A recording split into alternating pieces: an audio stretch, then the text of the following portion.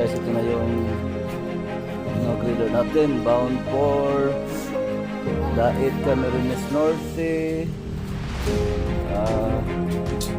Giwan Samar, and then meron din tayong malapit na matapos papuntang Mindoro. So yan, stainless at long stainless at meron ordinary. Meron din tayo dito sa loob. Dala na rin natin to. Yan, dito po yan. So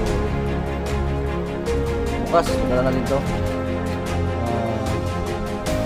kaya San Fernando Camarines Sur. So yung para Dait, padala natin doon sa drop natin doon sa San Fernando Camarines Sur sa Maharlika Highway papuntang Manila, kasi wala namang biyahe direct to Dait. Ito Giwan Samar, dalawa sa partner natin. Ito, so nililinis natin isang stainless papuntang naman ito. Ito yung papuntang Dait Camarines Norte.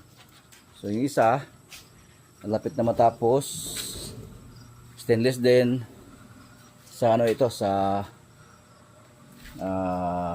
Mindoro Occidental.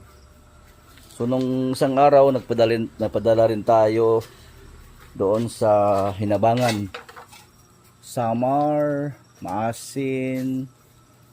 So medyo marami-rami na tayo napadala last week din, papuntang Manila, Pasig. So this week ito yung papadala natin.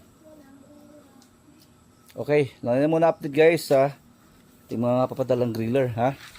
So mga partners dyan na hindi pa natatapos, nagtiis lang, matatapos na rin natin ito by next week. Mayroon tayong pending na 3 griller para sa partner, 2 ordinary at 1 stainless. Okay, thank you.